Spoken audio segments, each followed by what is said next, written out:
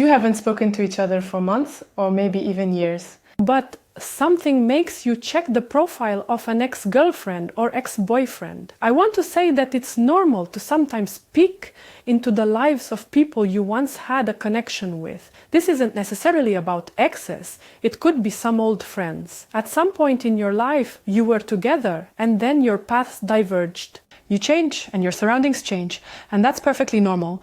But it's interesting to see how their lives turned out. Yes, how classmates' lives turned out, how old friends' lives turned out, and how exes' lives turned out.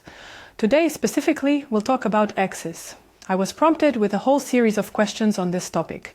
Anya, tell me, what if an ex-girlfriend accidentally liked a picture from 3 years ago? What would that mean? Or she called you from Viber even though she doesn't use that app and we haven't spoken for several months. Or an ex-boyfriend just happened to accidentally view a story. If this is just a one-off incident, then it means absolutely nothing at all. But if this happens on a constant basis, maybe it means something, but it's also not a fact. There's no need to dwell on these kinds of things, on likes or on story views, because if a person truly wants to write or call you to hear your voice or to meet up, then they will certainly take some actual steps. And these won't be just likes. It will be a phone call or some other specific action that directly leads to communication with you once again. Therefore, you shouldn't delude yourself with illusions and remain in that state. This is my stance on the matter. If someone truly wants to communicate with you, they will write and call and want to see you. In other situations, it simply means they didn't want to, didn't make the call, that's it.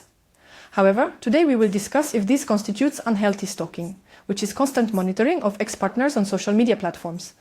So, for example, you wake up in the morning and instead of having your coffee, you refresh the profile of your ex-partner or ex-girlfriend and you start to check who she's added to her friends list, who liked whose posts, and what new publications she has. This is already an unhealthy situation, but what are the reasons for that? The first reason is social media, which is designed in such a way that even if we wanted to forget, we can't, because we receive notifications that someone added a new post, updated their profile picture, or supplemented their story. It's so-and-so's birthday. Everything. You won't be able to escape it even if you try unless you've unfollowed each other. So it's often recommended unfollow people you don't talk to, who you're not interested in, or towards whom you hold grudges, so it doesn't remind you. The second is the desire to be exceptional. Well, everyone has this sort of megalomania thinking nothing can be done without me. I am unique, universal, irreplaceable. But in reality, we are all replaceable, and a person can fall in love more than once. It's worth remembering this, but still looks at their ex's profile to make sure what if there's some tearful post about you. Look, he's suffering, he's lonely. Who did he lose? Me. There I am, the center of his world. See, the desire to assert oneself, yes, to see some moments there, and if there aren't any, especially then you get even more upset. The third reason is the illusion of controlling the situation and the effect of being present. So you're watching, monitoring the social network of people from your past. And then you see your ex-girlfriend surfing with a muscular guy and you think, damn, I'm missing the opportunity to be there with her surfing on that board too. Das ska schon shoda. And you feel regret that you're not a part of this person's life. You're not sharing their happy moments, especially when the photos are bright, vibrant, full life. But you're not there. You feel like you're missing out on the chance to be close to this person. You have to understand and remember that only the best life moments are posted in photos, right? We don't post when we're feeling bad. What's in someone's soul, you don't know. You only see a pretty picture, and it's worth remembering that. No, you really shouldn't blindly trust social media because they actually cause both envy and anger and an addiction to constantly refresh your feed, to buy more, to upgrade to the latest technology, just to stay, so to speak, relevant and better than everyone else. Yes, you see, you monitor and you start to compete, don't you? The fourth reason is this somewhat idiotic trait of the psyche, to miss and remember only the good.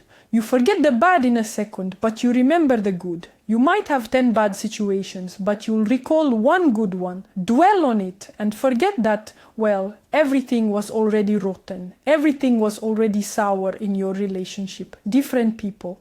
But no, you just have to cling to some small fragment and twist all of this around. It's like chewing on mental cud, just thinking. You could simply go completely crazy like that. Fifth, are you still watching them because your relationship didn't properly end as it should have? Meaning you never sat down, never talked heart to heart, saying we're different people, let's just break up. Or like I fell for another woman or I fell for another man. A boy writes to me, help me, this girl blocked me on social media. I can't write her anything, and I can't forget her for 2 years now. This is an unresolved gestalt, isn't it? If we delve into psychology, it's better to talk, to sit down, to call, to clarify everything, so that we understand we need to move forward, that this chapter of our lives is now over. Don't dwell on the past or look back. There's a trend on TikTok. It's already 2022, but I still love someone from 2018, and people start commenting, I'm from 2017, I'm from 2006, and they've loved one person for 10 years, unable to reach them. They just suffer. Yes, you look at the girl's playlist, it only has sad songs, she's missing someone, right? Or on TikTok. Will we ever get over this fucking guy? When a girl goes to an astrologer, will I ever move on from this? She comes with the same request about the same thing, to forget some ex for several years. Allow yourself a couple of days to cry, to be sad, to grieve, and then move forward, meet new people, and don't worry about your past relationships. I wish you a good mood and a wonderful day, and please don't suffer, just be happy. Bye.